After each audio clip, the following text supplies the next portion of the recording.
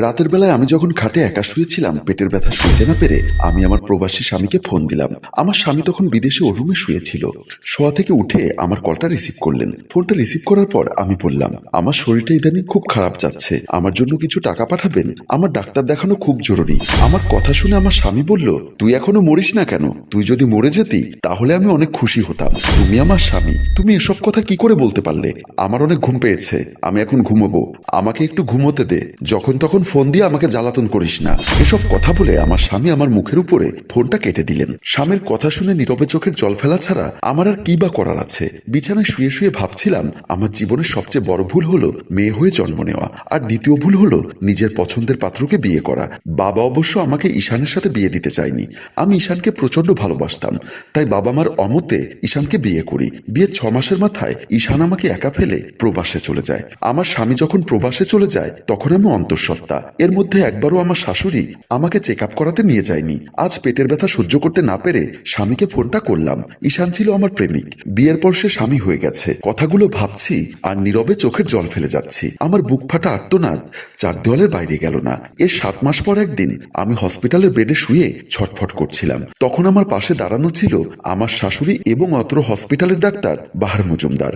Doctor বাহার মজুমদার আমার জিওবা দেখলেন এবং বিভিন্ন কিছু দেখে আমার শাশুড়িকে বললেন, পেশেন্টের স্বামী কোথায়? আমার শাশুড়ি তখন বলল, আমার ছেলে দেশের বাইরে থাকে, স্বামীর সাথে পেশেন্টের একটু কথা বলান, তাহলে পেশেন্ট একটু সাহস পাবে। প্রথমবার মা হচ্ছে তো, তাই এই মুহূর্তে পেশেন্টের একটু সাহসের প্রয়োজন। আমার ছেলে সবসময় কাজে বিজি থাকে, আমাদের সাথেই কথা বলার সুযোগ পায় না, আপনি আপনার ছেলেকে ফোন দিয়ে দেখুন। ডাক্তারের কথায় আমার শাশুড়ি তার ছেলেকে ফোন দিয়ে বলল, তোর বউ হসপিটালে, তোর সাথে কথা বলতে চায়, বলে মোবাইলটা আমার হাতে দিলেন। আমি মোবাইলটা কানে নিতেই আমার স্বামী বলল, এত ঢং করো কেন? দেশে কি তুমি শুধু একাই মা হচ্ছ, আর কি কোনো মেয়ে মা হয়নি? আমি কোনো কথা না বলে মোবাইলটা আমার শাশুড়ির হাতে দিলাম। আমার দু চোখ দিয়ে পানি অনর্গল পড়তে লাগলো। ডাক্তার আমার শাশুড়িকে একটা প্রেসক্রিপশন দিয়ে বললেন, এই ঔষধগুলো নিয়ে আসুন। আমার শাশুড়ি ঔষধ আনার জন্য ফার্মেসির দিকে চলে গেল।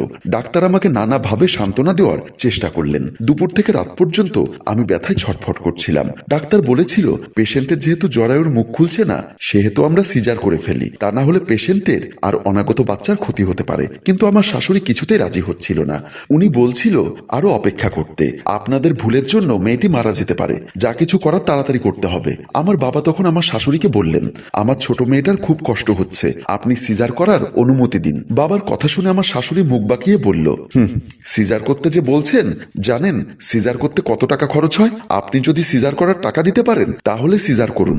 আমার শাশুড়ির মুখে আমার কথা শুনে আমার বাবার মাথাটা নিচু হয়ে গেল, কারণ আমার পরিবারের সাধ্য ছিল না আমার সিজার করানো। কারণ আমার বাবা ছোট্ট একটা মুদির দোকান করে সংসার চালান, সাথে আমার ছোট বোনের স্কুল খরচ চালান। এখনো টাকার অভাবে ছোট বোনটার বিয়ে দিতে পারেনি। আমার অসহায় বাবার তাদের কথাও চিন্তা করতে হয়। আমি হসপিটালের বেডে শুয়ে যন্ত্রণায় ছটফট করছি। পাশে দাঁড়িয়ে থাকা আমার বাবাকে বললাম, বাবা, আমি যদি ব্যথায় মরেও যাই তবুও আমাকে সিজার করো না।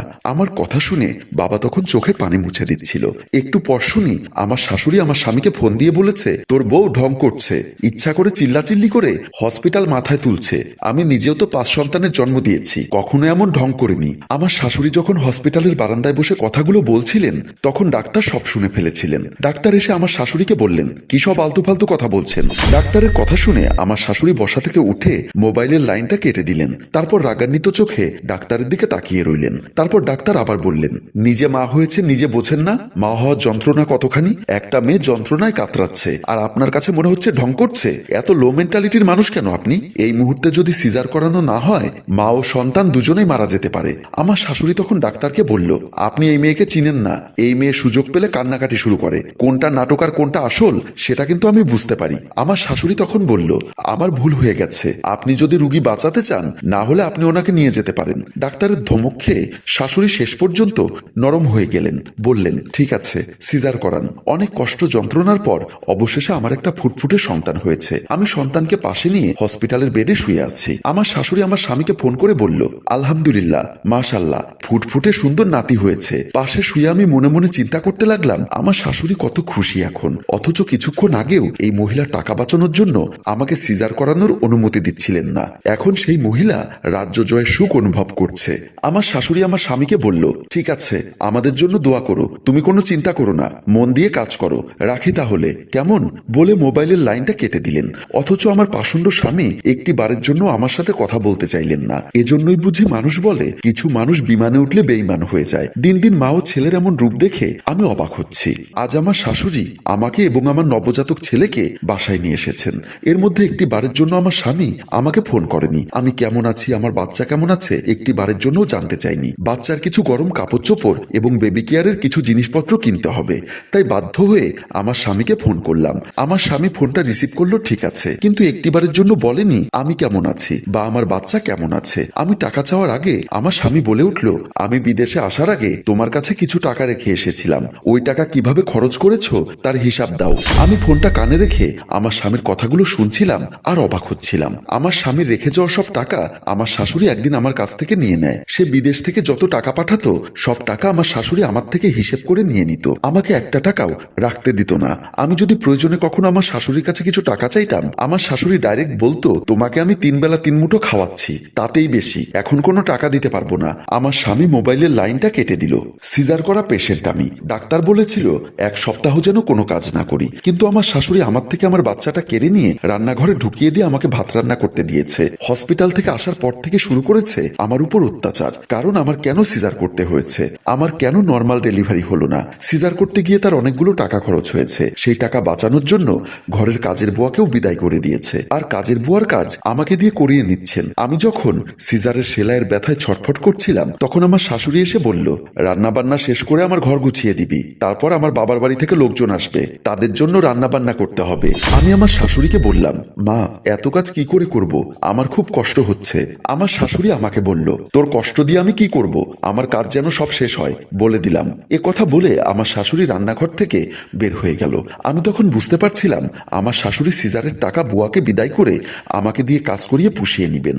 আমার শাশুড়ি খাটের উপর বসেছিলেন। আমি তখন ডাক্তার দেখাতে যাওয়ার জন্য আমার শাশুড়ির কাছে গিয়ে বললাম, মা আমাকে কিছু টাকা দিন, আমি ডাক্তার দেখাতে যাব। আমার শাশুড়ি তখন বলল, টাকা লাগলে তোমার বাপকে বলো, আমি কিন্তু তোমাকে বলিনি ঢং করে সিজার করাতে। এখন 2 দিন পর পর তোমার ডাক্তারের কাছে যেতে হবে, আর টাকা আমার দিতে হবে সেটা তো হবে না। আমি তোমার পেছনে 1 টাকাও খরচ করতে পারবো না। আমি তখন আর কোনো কথা না বলে শাশুড়ির সামনে থেকে চলে আসলাম। আমি কান্না করতে করতে রান্নাঘরে এসে বাধ্য হয়ে বাবাকে ফোন করে বললাম, বাবা আমার কিছু টাকা লাগবে, আমার ডাক্তার দেখানোটা খুব জরুরি। তখন বাবা আমায় উত্তর দিল, বিয়ের আগেও তোর খরচ বহন করতাম, আর এখনো বিয়ের পরেও যদি তোর খরচ বহন করতে হয় তাহলে তোকে বিয়ে দিয়ে লাভ কি হলো, তোর বোঝা উচিত তোর বিয়ে হয়ে গেছে, তোর প্রতি আমার এখন কোনো দায়ভার নেই। আমি তখন আমার বাবাকে বললাম, বাবা এমন একটা ছেলের সাথে আমাকে বিয়ে দিয়েছো, সেই ছেলে আমার কোনো খোঁজ খবর রাখে না, আমার শাশুড়িও আমার কোনো খোঁজ খবর রাখে না, এখন তুমি আমাকে বলো আমি এখন কি করব। আমার বাবা তখন আমাকে বলল, আমি এখন কি বলবো বল, আমি আমার সংসার চালাতে পারি না, আমার সংসার চালাতে কষ্ট হয়ে যায়, আমি তোর জন্য কিছুই করতে পারবো না মা। আমি বাবার এমন কথা শুনে মোবাইলটা কেটে দিলাম। বাবার ফোন রেখে দেওয়ার পর আমার একটা কথাই মনে হচ্ছে, মেয়েরা বিয়ের পর সত্যি বাপের বাড়ি থেকে পর হয়ে যায়। আমিও আমার বাবার কাছে পর হয়ে গেছি। আমি আমার চোখের পানি ধরে রাখতে পারছি না, বুক ফেটে কান্না আসছে। হ্যালো ভিউয়ার্স, মেয়েটি ছেলেটিকে ভালোবেসে বাবা মায়ের অমতে বিয়ে করে স্বামীর সংসারে এসে না পেল শাশুড়ির কাছে সুখ, না পেল প্রেমিক রূপী স্বামীর কাছে সুখ। ছেলেরা বিয়ের পর প্রেমিক থেকে স্বামী হয়ে যায়। তাই প্রতিটি মেয়ের কাছে আমাদের অনুরোধ, মা বাবার অমতে বিয়ে করার আগে আমাদের গল্পটি একবার ভালো করে দেখবেন। আপনার মূল্যবান মতামত কমেন্ট বক্সে লিখে জানাবেন। গল্পটি ভালো লাগলে শেয়ার দিয়ে সবাইকে দেখার সুযোগ করে দিন। ধন্যবাদ।